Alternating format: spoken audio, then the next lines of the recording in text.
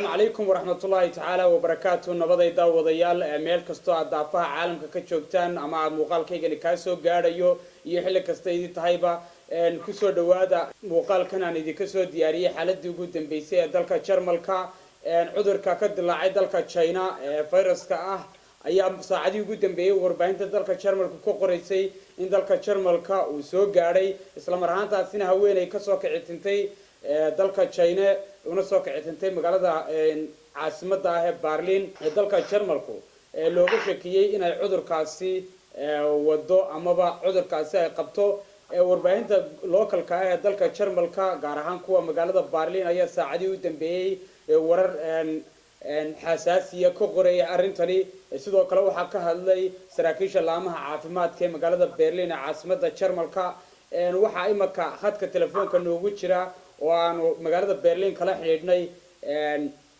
Muuse Duco oo ah saxafi Soomaaliyeed degan magaalada Berlin Muuse Duco ayaan khadka ku soo dhaweynayaa si uu inooga warbixiyo waxyaabihii saacadii u dambeeyay laga qorayay warbaahinta qoraysay iyo xaaladda cusbitaalka lagu dabiibayo ama lagu baarayo haweeneydan looga shakiyay inay cudurka qabto ee ka soo degtay magaalada Berlin Muuse ku soo dhawow waan dhawaysan kariyay galab wanaagsan walaal galab wanaagsan saacadii u dambeeyay warbaahinta Jarmalku waxay qoraysay inay jirto haweeney ka soo kicitintay dalka China soona gaadhay magaalada Berlin taasoo looga shakiyay inay qabto cudurka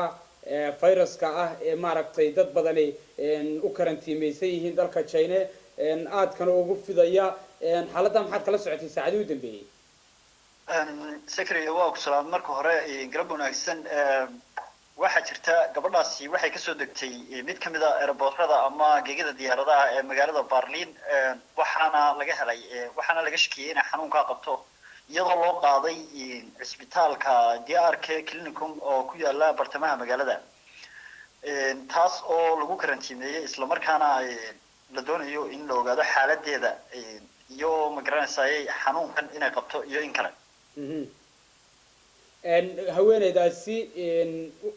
maxaa lagaga shakiyay kulay waxa jira rakaabo badan oo ka imanaya ama passenger badan oo kasoo kala gudbaya labada wadan inkastoo labada wadan ay aad u kala fogayeen haddana diyaaradaha China iyo diyaaradaha Jarmalkuba si joogto ah ayay ognahay inay u tagaan magaalooyinka waaweyn ee labada dal maxaa lagaga shakiyay haweeneydan ee loogu maleeyay inay qabto cudurka gabadhaas waxa lagaga shakiyay waxa lagu arkay calaamado xanuunkan wuxuu leeyahay xumad iyo waxyaabo noocaas ah marka calaamado ku saabsan xanuunkan ayaa gabadha laga arkay sidaas ay saraakiisha caafimaadku ugu qaaday dhakhtarkan DRK Clinicum isla markaana ay u isolate gareeyeen ama ay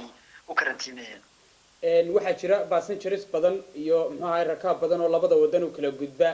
marka diyaaradihii soconayay labada dhinac u kala soconayay miyay la hakiyay mise socodku sidii buu wali u socdaa may airport magaaladu waxay leedahay laba airport oo waaweyn gaar ahaan airportka la yiraahdo ama madaarka la yiraahdo Schönefeld ayaa badanka aad weyn kaas ayaa waxa lagu dhijiyay balakato ama magaranayay tabeelayaal dadka looga digayo xanuunka isla markaana magaranayay macluumaad uu ku qoran yahay qaabka hadii qofku ku dhacayo waxyaabahaas saraakiisha caafimaadka ee magaalada Berlin ayaa iyaguna jooga labada airport ama madaar kuwaas oo baaritaan ku sameynaya dadka ka soo dega madaarka gaar ahaan ka yimaada bariga Asia ee China isla markaana qofka ay ka baarayaan waxay checking gareynayaan ama ay eegayaan xumadiisa iyo waxyaabaha la xiriira ma jira wax cabsiyo oo bulshada ku dhaqan magaalada Berlin guud ahaanteed ay dareentay kadib markii wararkan la baahiyay ee warbaahinta ay soo gashay xaaladani run ahaantii xanuunkan waa xanuun khatar ah sideen ognayn warbaahinta kala soconayna dhimasho degdeg ah sababaya oo dilay dad fara badan wadanka China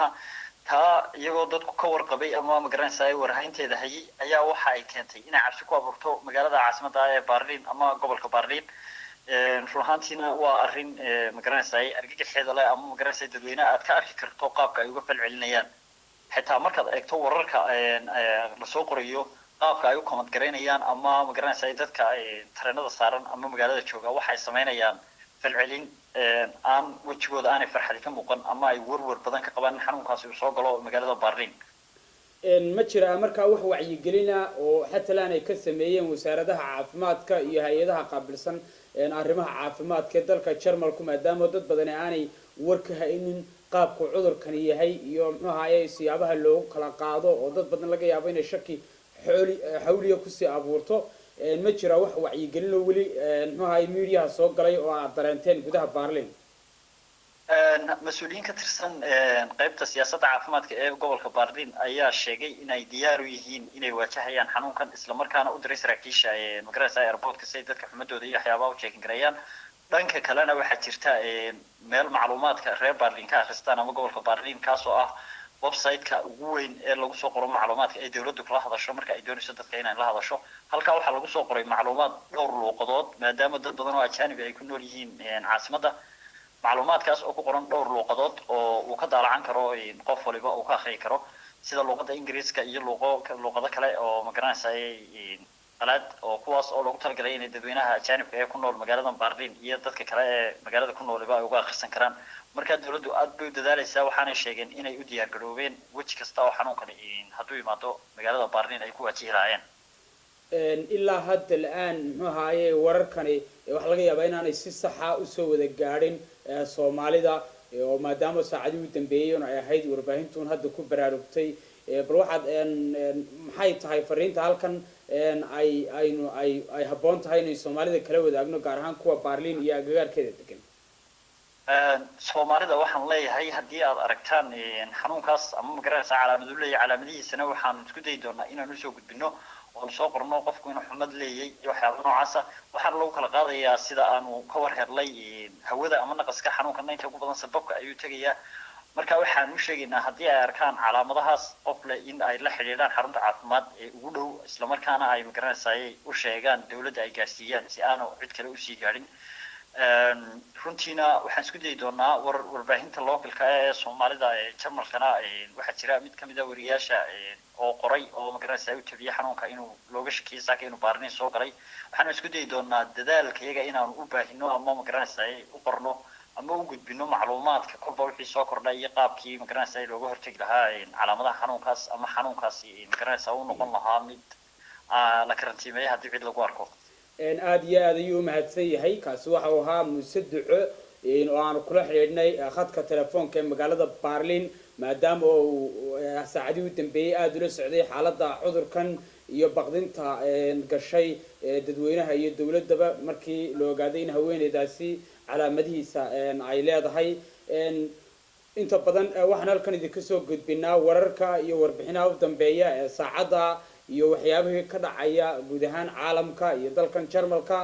haddii aad ku cusub tahay channelka fadlan subscribe ku qabo la wadaag asxaabtaada warbixinaha halkan aan idinkala wadaagno noqo muxuu ahaayey mid ku xidhma oo la socda xaaladaha u dambeeya waxyaabaha adduunyada ka dhacaya waxay idin soo jeedinayay waraysigan ama muuqaalkan idin soo tabinaya anigoo Sakariya Jilaaniya waxaana igala qayb qaatay Muuse Duco tan iyo intaanu ku kulmayno muuqaal sidan oo kale iyo warbixin sidan oo kale waxaan idinkaga tegaynaa assalaamu calaykum waraxmatullaahi tacaala wabarakaatuh